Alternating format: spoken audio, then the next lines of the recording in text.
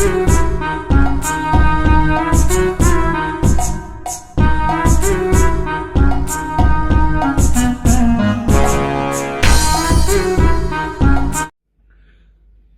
morning, gentlemen.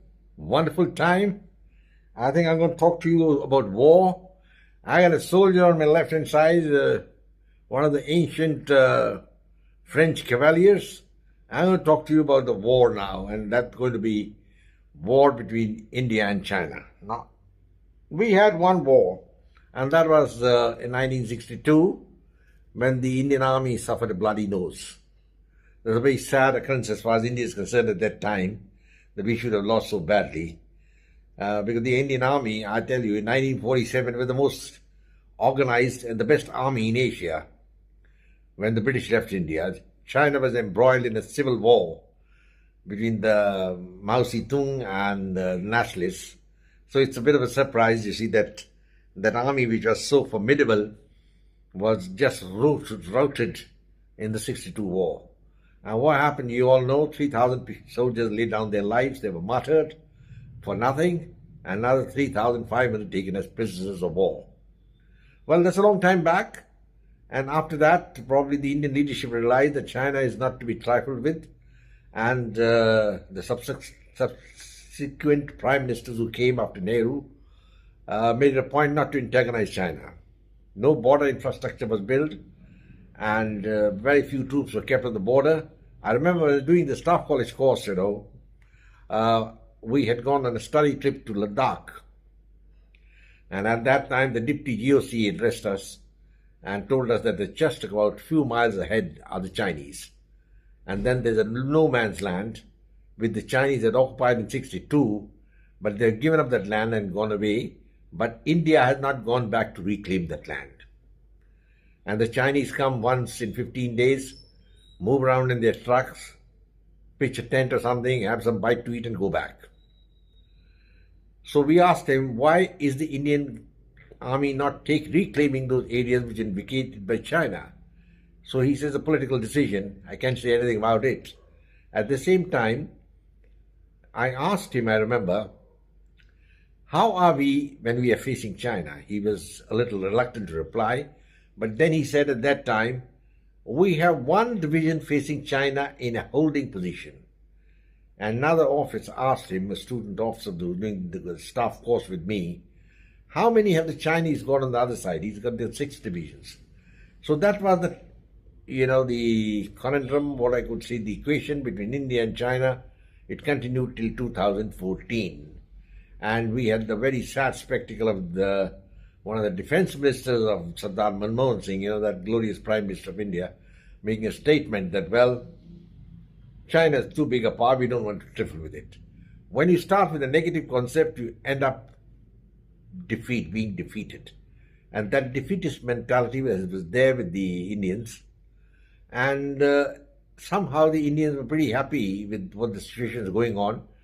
Because around 87, 88, the GDP of China and India was about the same. But then something happened and India lagged behind and China went ahead. And I understand now their PPGDP, that the personal GDP is 6 times of India, and the economy, I think, is 5 to 6 times bigger than India. And they are manufacturing everything what they require for the defense forces themselves, starting with the Chengdu, this 5th generation fighter, the J-20, and they are also into space exploration in a big way. They have already launched a man and a woman in space. They've gone around the world and come back, and they have a space station also, I think, running in Spain, in the space. So China is moving forward, but once Narendra Modi came into power, I think things began to change in India. And the Chinese then first of all realized, well, look, here's one man who's got a different viewpoint, a different way of thinking. And what Modi was doing was he began to beef up the border. He began to build up the infrastructure which had been neglected by the Congress party for the last 70 years. The Congress party was directed, I would say, or convinced of the psychosis of fear against China. And this, of course, was still there with the Modi government, but then Modi government said, well, we're going to make a stand somewhere, and so they started the infrastructure. And last 10 years, I think hundreds of miles of roads have been built, tunnel has been built, a bridge over the Brahmaputra have been made, but that has alarmed China. And now China has become aggressive. If you remember, right after 1962, not a shot was fired except for a beast skirmish in 67. And after that, things were peaceful on the border till then the Modi came in. And that is the time when India started building up its infrastructure and all that. And that is what worried China no end. And China now became belligerent. They started by claiming Arunachal Pradesh, that's number one. Then they named about 15 places in Arunachal Pradesh with Chinese names. Now, I don't recollect China having claimed Arunachal Pradesh, though historically, as I've said, Arunachal Pradesh was never a part of India, than the old Northeast Frontier Agency. I don't remember reading in history that any of the Indian emperors from Ashok to Aurangzeb had any control over Nepal, that is Arunachal Pradesh. But once the British came and they occupied that area, then it's very well a part of India, and I think the Chinese had tacitly accepted it. But now, to needle India, they are saying it's a part of Lower Tibet. I mean, historically, maybe they're correct, but now in the modern age, you can't just go around claiming territory, and that's what the problem is. And why they're doing it is basically it's a pressure tactics on India. And now the pressure tactics is also trade. $150 billion. I think for India, China is the largest trading partner. And the golden goose, almost $120 billion being earned from India by the Chinese. So you're going to have war with India, you're going to lose all that. So that is the saving grace. I think that's something which the Indian government is doing wonderfully well, keeping the Chinese on tenterhooks with the trade. Because if there's no trade, China would have come at India's throat at any time. One thing we should be very clear, that Russia and China are allies, and Russia is a friend of India. And I don't think India can really rely on Russia to support India in a war with China. It would be somebody very naive who would think they would do it. At the most, they would be neutral, or maybe not only neutral, they would be pro-China to an extent. Because you can't bite the hand that feeds you, and the Chinese are feeding the Russians. Russian economy would have collapsed a long time back if China is not backing them up. Now we come down to what's happening in America. America's scared of China. I say scared, not in the literal sense. They are wary of the Chinese. They know the Chinese might. And where is the American loss? The American loss is manpower.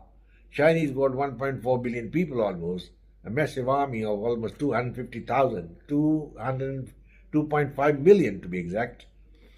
And it's a very massive army, though it's not that modern as the American army is, but it's a formidable force. And they're catching up fast with the Americans. They're planning to build 7 aircraft carriers. So they don't have a nuclear-powered one at the moment, but then we never know when they have one. So China is the belligerent power, rather the bull in the China shop. And we're going to see what's going to happen as far as the Americans are concerned, because they have to control China. Now, they tried to control Russia and Ukraine, but they suffered a bloody nose, I think.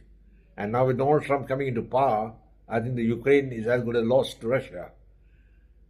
Donald Trump is going to stop the war. He said so. And the only way he can stop is by agreeing to the Russian terms, which are very, very essential. And I think the Americans are going to agree once Donald Trump is in power. And Western Europe, of course, written off historically, and there's no force at all now. Look at the French, they're facing a tremendous extinction crisis. There's rioting on, despite the Olympics going on. I think there were attacks on the trains, arson, burning, so many rapes going on there in Paris. Well, I don't think the French will be proud about it. So that is one point we must remember. Well, gentlemen, the war with China is probable, but possibly may not take place. Now, there are two words I'm using. because it's not in the interest of China to fight India, and neither in India's interest to fight China. And India doesn't want to fight China at all. India wants to have a peaceful solution and with dignity. But when you're meeting a superior power, the dignity comes down. You've got to give up something. And I think the best course of action is to accept the Chinese 1959 border line which they had drawn in Ladakh.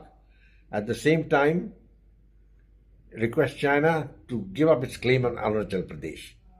I don't think China is going to give up all that thing so easily. They'll want their pound of flesh like Shylock. Well, gentlemen, we will see. But there could be a possibility of a clash between India and China. I don't say it's probable, but it's possible. And a short war, not a long war. The Chinese would be looking for a quick surgical strike like they did in 1962, but they may not be able to repeat it. I don't think they can repeat that. Unless, of course, the Indian leadership is, around the Indian General Staff is taken unawares.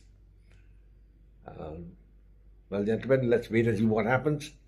A war with China could take place, and if it takes place, I think it will be sooner than later. My assessment is if India and China have to have a border clash, it will be next year in 25. That suits the Chinese. Because if China waits for another 5 years, India would be catching up with China, and then it will be impossible for China to make a surgical strike and win. Even now, the chances that they'll be able to make a surgical strike and win are very, very limited. But the Chinese General Staff could think about it, and India should be prepared for it. So, gentlemen, I think I'll close now. Say goodbye to you all. Please like my video, share it with your friends, and come back for more. I hope I'm going to have a further interaction with you.